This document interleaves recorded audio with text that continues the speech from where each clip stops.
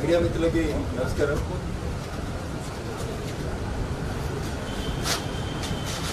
నేను Raghunandan Rao, Bharatiya Janata party Medak parliament నుంచి Bharatiya Janata party అభ్యర్థిగా పోటీ చేస్తున్నాను.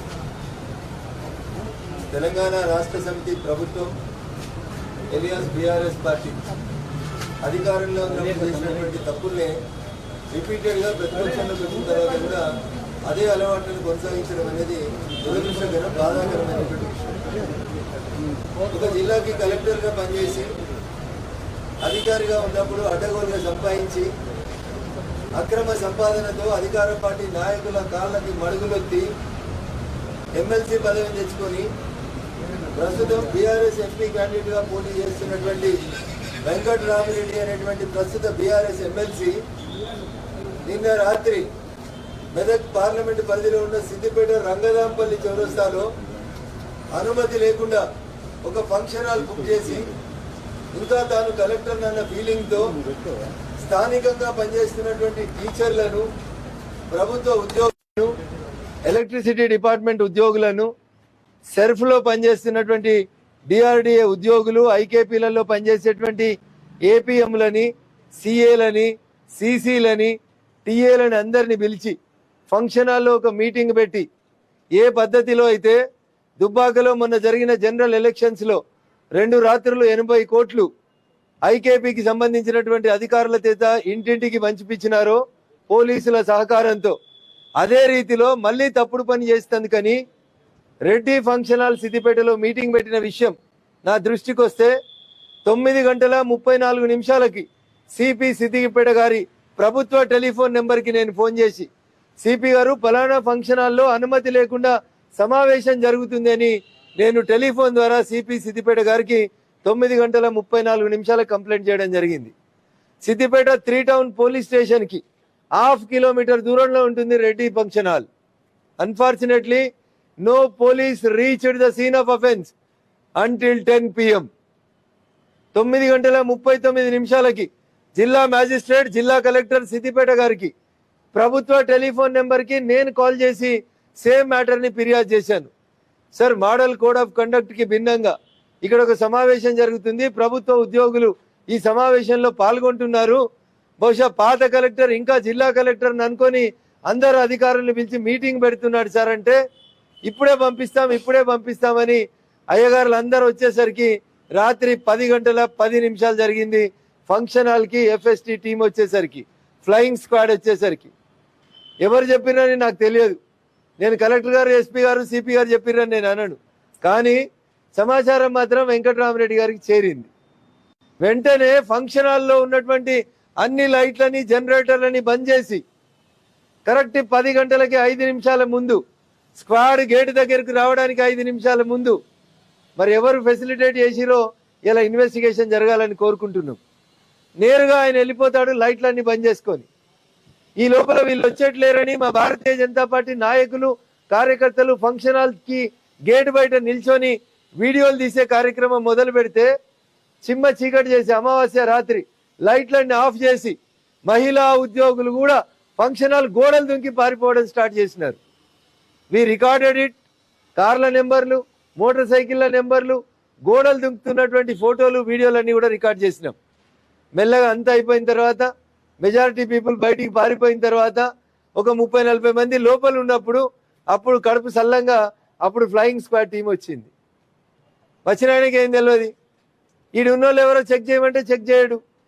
సార్, వాళ్ళ ఐడి కార్డు అడుగు, వాళ్ళు ఎవరు, ఎందుకు వచ్చిండ్రు, ఏ కారణం చేత ఈ రాత్రి 10 గంటలకి ఇక్కడ ఉన్నారు, సమావేశం ఎవరు పెట్టిండ్రు, అట్లీస్ట్ హాల్కి పర్మిషన్ ఉందా లేదా అడుగుమంటే అడిగాడు ఆయనే.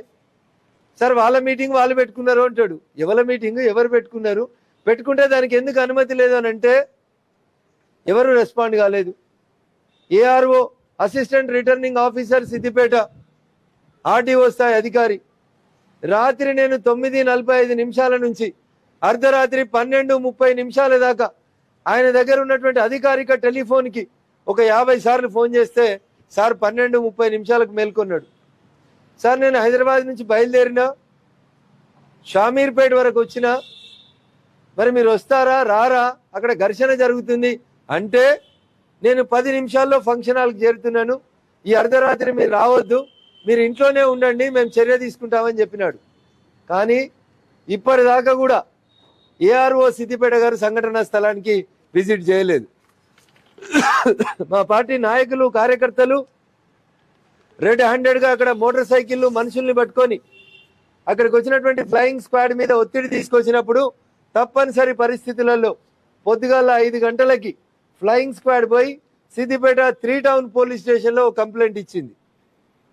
దాని మీద క్రైమ్ నెంబర్ 112/24 ఇవాళ పొద్దుగాల కేసు నమోదు చేసిర్రు. దీంట్లో మొదటి ముద్ద ఎవరంటే వెంకట్రామరెడ్డి, ప్రస్తుత టిఆర్ఎస్ ఎమ్మెల్సీ అభ్యర్థి, పాత కలెక్టర్ సార్, బీఆర్ఎస్ పార్టీ నుంచి ఎంపీగా పోటీ చేసి అధికారంలో ఉన్నప్పుడు అడ్డగోలుగా అప్పనంగా సంపాదించినటువంటి ఆస్తులతోటి ప్రజల ఓట్లని కొనుక్కుందామని వచ్చి వారు చేస్తున్నటువంటి ప్రక్రియ. ఇంకా బాధాకరం ఏంటంటే ఏఆర్ఓ గారు జిల్లా కలెక్టర్ గారికి ఒక రిపోర్ట్ ఇచ్చినారు. ఈ రిపోర్టులో ఇప్పటిదాకా 40 మంది ప్రభుత్వ ఉద్యోగులు ఈ సమావేశ మందిరంలో పాల్గొన్నట్టు మాకు సీసీటీవీల ద్వారా తెలిసింది. ఆ 40 మంది పేర్లు ఇవి, వాళ్ళ డిజిగ్నేషన్ ఇదని ఏఆర్ఓ గారు జిల్లా కలెక్టర్ గారికి కొద్దిసేపటి క్రితం నివేదిక ఇచ్చిండు. ఈ 40 మంది కాక మిగతా వాళ్ళ పేర్లేంది, వాళ్ళు చేస్తున్న ఉద్యోగాలు ఏంది అనేది వెరిఫై చేసేందుకు ప్రయత్నం చేస్తా ఉన్నారు అని చెప్పినారు. ఈ 40 మంది ప్రభుత్వ ఉద్యోగులు ఎవరంటే సెల్ఫ్లో పనిచేసేటువంటి, ఐకేపీలకు పనిచేసేటువంటి ఏపీఎంలు, సీసీలు, టీఏలు, ఇట్లాంటి వాళ్ళందరి చేత హరీష్ రావు అనేటువంటి సిద్దిపేట ఎమ్మెల్యే చేసే పోలీసుల భాషలో చెప్పాలంటే ఎంఓ అంటారు, మోడస్ ఆఫ్ ఆపరెండి అని.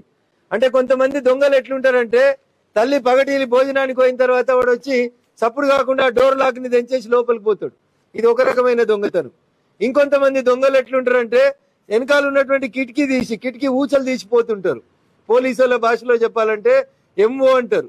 హరీష్ రావు ఎంఓ ఏంటంటే ఈ ఐకేపీ సెంటర్లలో పనిచేసేటువంటి ఏపీఎంలతోటి, సీసీలతోటి, టీఏలతోటి, ఆఖరికి ఊర్లలో పనిచేసే సెల్ఫ్ హెల్ప్ గ్రూప్ల అధ్యక్షురాళ్లతోటి అందరికీ పైసలు ఇచ్చి ఇంటింటికి పోయి సెల్ఫ్ హెల్ప్ గ్రూప్లకి డబ్బులు పంచుకొని గెలుస్తాడు.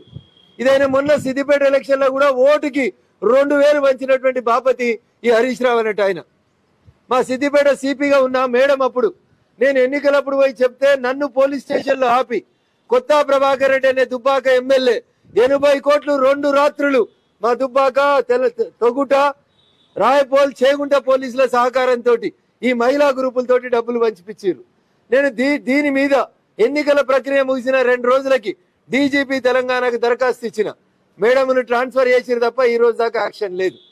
హరీష్ రావు అనేట ఆయన ఇప్పుడు మెదక్ ఎంపీ గెలవడానికి ఏపీఎంలని, సిఏలని, సీసీలని, ప్రభుత్వ టీచర్లను వాడుకొని వాళ్ళ ద్వారా డబ్బులు పంచాలని చూస్తున్నాడు.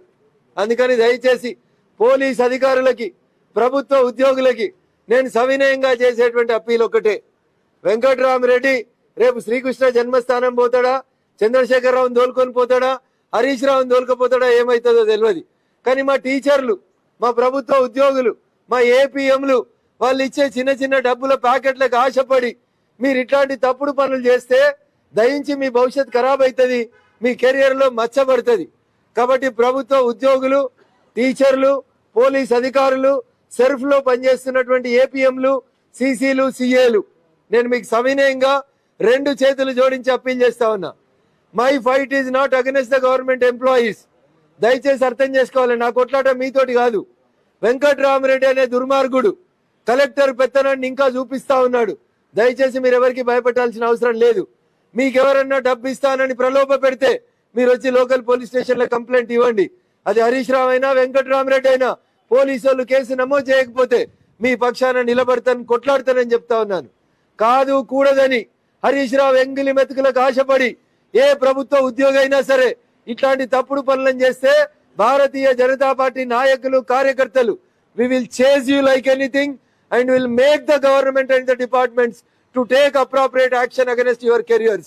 అందుకని ప్రభుత్వ ఉద్యోగులకి పోలీస్ మిత్రులకి సవినయంగా అప్పీల్ చేస్తా ఉన్నా, ఇప్పటిదాకా జరిగింది. ఇప్పుడు జరిగే ఈ మహాభారత సంగ్రామంలో ప్రభుత్వ ఉద్యోగులకి నేను చేసే అప్పీల్ ఒకటే, ఏ పొలిటికల్ పార్టీ మీటింగ్ అయినా మీరు పొరపాటున పోతే ఖచ్చితంగా మిమ్మల్ని సస్పెండ్ చేసి శాఖాపరమైనటువంటి చర్యలు తీసుకునేంత వరదాకా రఘునందన్ రావు ఖచ్చితంగా చట్టాన్ని ఉపయోగిస్తాడు. కాబట్టి దయచేసి మా కొట్లాటలో, ఆంబోతుల కొట్లాటలో లేగదూడలు బలైనట్టు ప్రభుత్వ ఉద్యోగులు దయచేసి మా పంచాయతీలకు రావద్దని, హరీష్ రావు, ప్రభాకర్ రెడ్డి, వెంకట్రామరెడ్డి, సునీత లక్ష్మారెడ్డిలు చేసేటువంటి ఈ తప్పుడు పనులకి మీరు సాక్షులుగా నిలవద్దు, ప్రేక్షక పాత్ర వహించొద్దు, అందులో మీరు సూత్రధారులు కావద్దని నేను సవినయంగా అప్పీల్ చేస్తూ, కొద్దిసేపటి తర్వాత ఈ 40 పేర్లు ఎవరైతే సెర్ఫ్ కింద పనిచేసేటువంటి అధికారులు ఉన్నారో వీళ్ళ మీద Panchayati Raj and rural development commissioner Shrimati Anitha Ramachandran గారికి వీళ్ళందరి మీద రాతపూర్వకమైనటువంటి ఇంకొక ఫిర్యాదు రెడీ చేసుకున్నాం. కొద్దిసేపట్లో అది కూడా ఇస్తా ఉన్నాం. అందుకని ఏపీఎంలు, సిసిలు, టీఏలు దయచేసి మెదక్ పార్లమెంట్ నియోజకవర్గంలో పనిచేస్తున్న మీరు గత 2-3 ఎన్నికలలో హరీష్ రావు చెప్పినట్టు పనిచేసిరు. ఇలా బీఆర్ఎస్ అధికారంలో లేదు. కొద్ది రోజులలో హరీష్ రావు గారు కూడా శ్రీకృష్ణ జన్మస్థానానికి రీచ్ అవుతాడు. కాబట్టి ఆయనతో పాటు మీకు పోవాలనే కోరిక ఉంటే దయచేసి ఇట్లాంటి తప్పుడు పనులు చేయండి. ఆ రోజు మిమ్మల్ని హరీష్ రావు కాపాడాడు, చంద్రశేఖర్ రావు కూడా కాపాడాడు, ప్రభాకర్ రెడ్డి అయితే అసలే అడ్రస్ ఉన్నాడు, వెంకట్రామరెడ్డి అయితే విమానం ఎక్కి పారిపోతాడు. కాబట్టి తప్పుడు పనులు చేయొద్దని నేను దయించి ప్రభుత్వ ఉద్యోగులందరికీ సవినయంగా అప్పీల్ చేస్తా ఉన్నాను. Thank you very much.